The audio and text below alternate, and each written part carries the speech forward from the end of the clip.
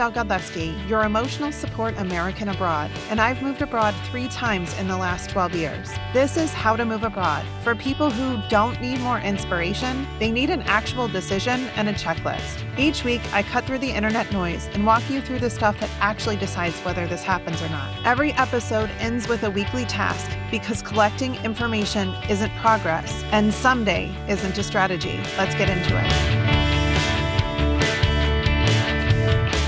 Hey there, friend. Welcome back to How to Move Abroad. My name is Mistel. If you're new here, welcome. If you've been here before, welcome back. Last week, we talked about overspending and cheaping out and how both of them, if you listened closely, come from exactly the same place. Fear. Just dressed up differently depending on which direction your nervous system runs when it's overwhelmed. And I gave you a task to do, 2 sentences. Where are you most likely to overspend out of fear? And where are you most tempted to cheap out and regret it later? So, did you write them down? If you did, good. Hold on to those because we're going to be using them today. If you didn't, also okay. But I'm going to say what I always say, which is at some point you have to stop listening to podcasts about moving abroad and actually do the things that get you there. I say that with love, genuinely, but also with a very specific eye roll that I hope you can feel through your speaker right now. Today, we're still in the money conversation. Yes, still. And no, I'm not sorry, because I ended last week with a tease and I intend to deliver on it. I said we'd talk about how to make trade-offs without turning every single choice into a referendum on your worth, your intelligence, or your commitment to making this move happen. And that's exactly what we're going to do today. Because here's what I want you to know and what I see happen every day. Someone gets to the trade-off part of their planning and there are always trade-offs. I said that last week and I'll say it again now. There is no version of moving abroad where you don't make them. And instead of treating each decision like a practical problem to solve, they treat it like a test they might be failing. Are you serious enough? Smart enough? Do you even want this badly enough if you're not willing to do it perfectly? And I'm here to tell you that is complete and utter bullshit. A trade-off is not a character test. It is a math problem with feelings stapled to it. And today we're going to talk about how to do the math without letting you feel like your feelings are eating you alive. Here's what I see happen over and over again with many different clients and generally on the internet as it is. Someone sits down to figure out their budget for moving abroad. They're being responsible. They're being adults. They've got a spreadsheet open or at least a Google Doc, and they're trying to figure it out. Okay, what can I actually afford here? And then they hit a trade-off. Let's say something like, do we ship all our shit or do we sell it and get new stuff when we get there? And instead of treating like this is a practical question, which it truly is, their brain turns it into something else entirely. Suddenly it's what kind of person sells all their furniture? Or what does it say about me if I can't afford to ship a couch? Or are we being reckless by doing this? Are we being cheap? What is my mother-in-law going to think? And now you're not doing a budget anymore. You're having an identity crisis. Sound familiar? The trade-off didn't change. The couch is still a couch. But the story you told yourself about what it means turns into a 10-minute decision into a 3-week spiral. So before we get into specific trade-offs today, I want you to hear this, and I want you to hear it loud and clear. Every single trade-off you make in this process is just information about your current situation. It is not a statement about your worth, your intelligence, or how committed you are to this move. The person who ships everything is not more committed than the person who sells everything. They just have different numbers and different circumstances. The person who moves now with less money is not braver or dumber than the person who waits an extra year to save more. They're working with different variables. Your job is not to make the perfect choice. Your job is to make the best choice for where you actually are right now, with the actual resources you have. That's it. That's the whole game. I want to tell you about our move to Vienna in 2018. At that point, I've already moved abroad once. I knew what I was doing. I had done it. I was a person who could theoretically tell other people how to do the thing, right? I was moving with a toddler. If you've ever tried to move internationally with a small human who requires 17 bags of snacks and one very specific stuffed animal or the entire world ends, you know that adds a layer of chaos that no checklist fully prepares you for. We were moving on a family reunification visa, meaning I didn't have a job lined up. My husband had a position. I didn't, which meant we were making the move on one income into a city that, while cheaper than Switzerland, is still not a bargain basement destination. And I had to make a call. Do we wait until I have something lined up, or do we go now? The responsible, play it safe answer was to wait. The answer we actually landed on was go, but with a very clear eyed plan for what the first 6 months looked like if we didn't find work quickly. We ran the numbers, we knew what the floor was, we knew what we could cut, we had a rough timeline for when we needed to reassess. It wasn't comfortable. It felt financially naked in a way that I hadn't expected. Because by that point, I'd been working as a professional for years in the pharma industry, and I was suddenly dependent on a visa.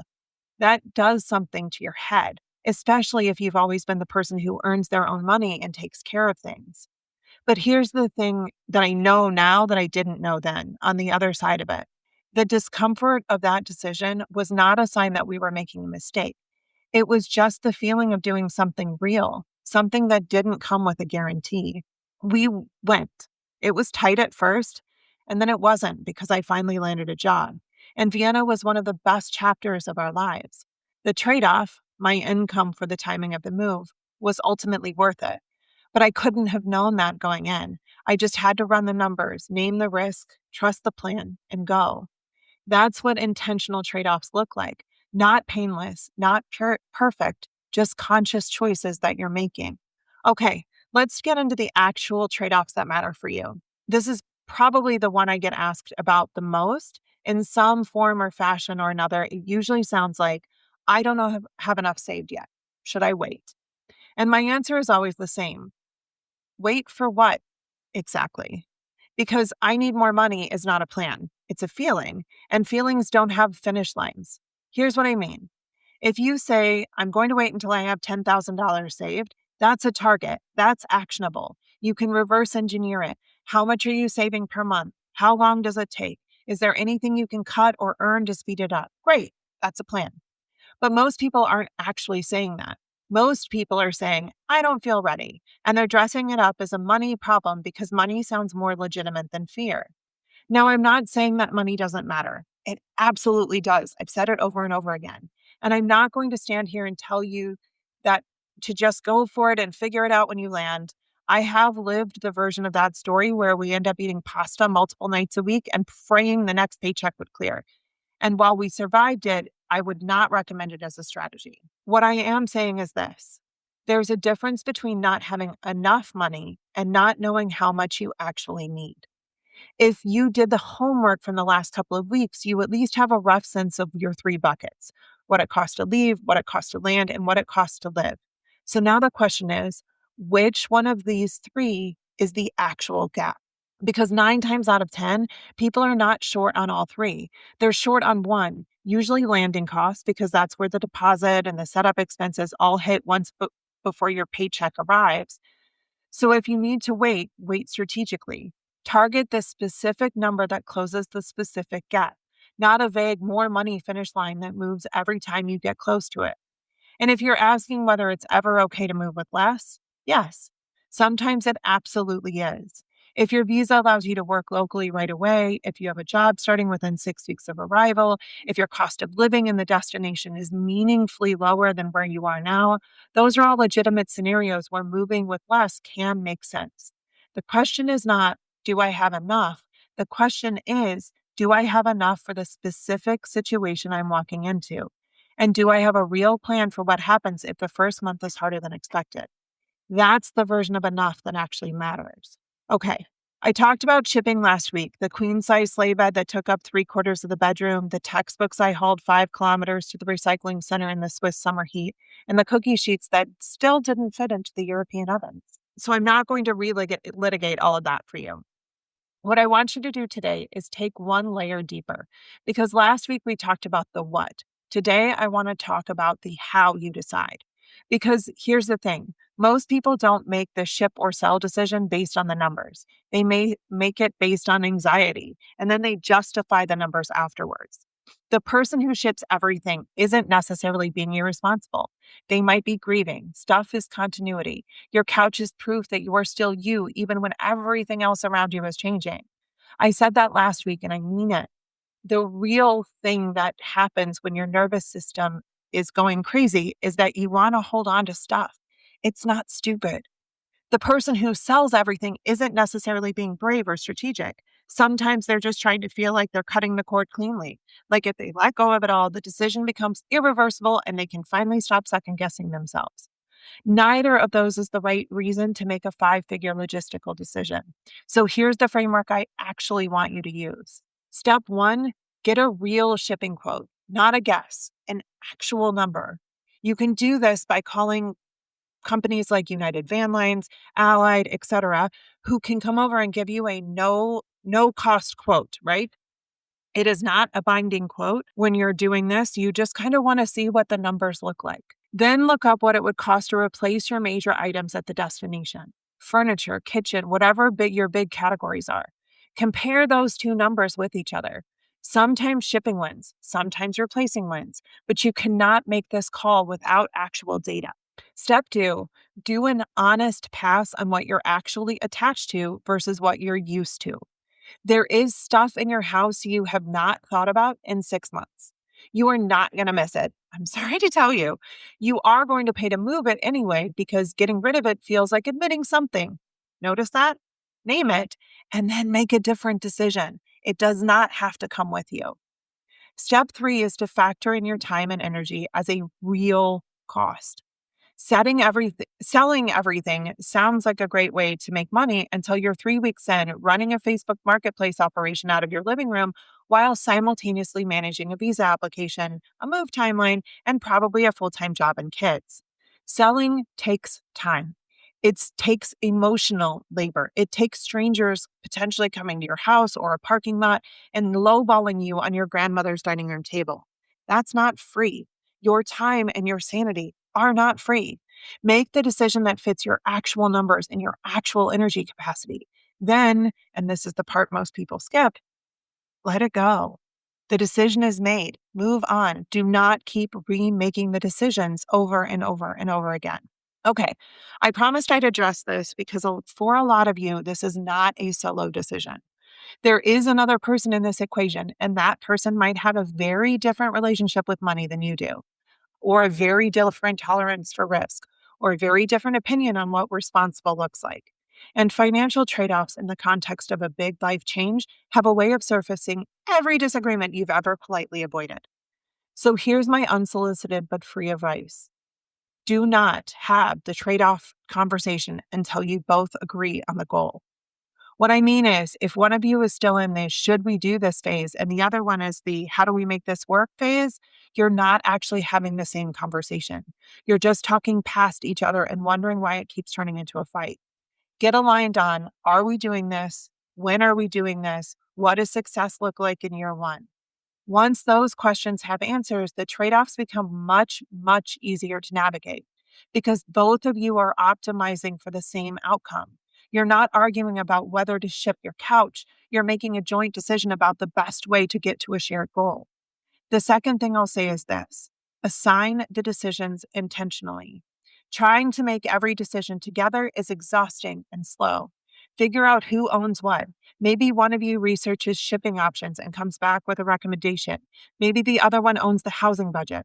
Split the load, trust each other's research, and reserve the joint conversations for the actual decisions, not the research phase. And the third thing, and I mean this gently, some of the disagreement you're having about money is not actually about money at all. They're about control or fear or past experiences with financial instability that neither of you have ever fully talked through. I can't fix that for you in a podcast episode. But what I will say is, if every money conversation turns into a big thing, it might be worth having a different kind of conversation first. I want to leave you with something before we get to your weekly task. Most people come into the financial part of moving abroad with a question that sounds like this: can I afford it? And that question has a way of paralyzing people because the honest answer before you've done any real planning is always, I don't know, which the brain interprets as probably not, which leads to the couch, the ceiling, the 2 a.m. spiral. What I want you to replace that question with is this: what would make this work? Same situation, different posture. Can I afford this is a verdict. What would make this work is a problem to solve. And you are someone who solves problems. I know this because you're still here, still listening to the podcast, still doing the work of figuring out this even when it feels uncomfortable. That's not nothing. That's actually most of it. The math is solvable. I promise you it's solvable. Not always quickly, not always in the way you originally imagined, but it is solvable. Your first move doesn't have to be your forever move. It just has to be the move that gets you there. All right, my friend, your weekly task. Here's what I want you to do this week. Last week, you wrote 2 sentences where you're most likely to overspend out of fear and where you're tempted to cheap out and regret it later. This week, I want you to take those 2 sentences and make a decision about each one. Not a perfect decision, not a permanent decision, a current decision based on where you actually are right now. For the overspend one, is there something you're willing to spend on intentionally because it's a comfort or certainty is genuinely worth it? Or is this something that you're going to choose to pull back on? Write down which one. For the cheap out one, is this something where you're going to invest properly? Time, money, help, or are you going to accept the trade off and own it? Same thing. 1 sentence. Then I want you to write down one thing. The trade off I'm most resistant to making is blank. And the reason I'm resistant is because whatever. You don't have to resolve it this week. You just have to name it. Because once it has a name, it stops being a monster and it becomes a problem. And as we've always said, problems can be solved. So what trade-off are you resistant to making? Are you resistant to moving without having a job? Are you resistant to not shipping all your shit? Are you resistant to moving because altogether because you're afraid? Whatever that is for you, whatever that looks like, name it, and then we can figure out how to solve it. All right, my friend, that's it for this week. Next week, we're going to keep talking about the costs that people constantly underestimate and the ones they over prepare for and how to stop letting either one derail you as you go. I know we're harping on money for a little while. I think it's important, and I want to make sure that you have all the information you need about money. Okay. So that's what we're going to do next week. If this episode was useful, please leave a review, share it with someone you know who's stuck in the spiral, because I genuinely believe that most people who think they can't afford to move abroad actually haven't done the math yet. And I'm on a mission to change that one episode at a time. Feel free to find me on Instagram if you have questions. You can find my link in the show notes. And I've also put together a free download, which is 10 money hacks for your move abroad if you want something concrete to work through while we do this together. I'll see you next week. Do the task. Have a good week. Bye, friend.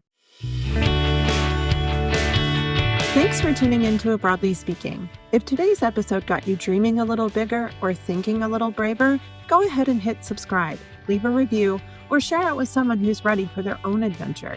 And hey, don't be a stranger. Come hang out with me over on Instagram at @IamMestelle for the real, unfiltered life abroad. Keep that passport handy, and remember, life's too short to stay in one place.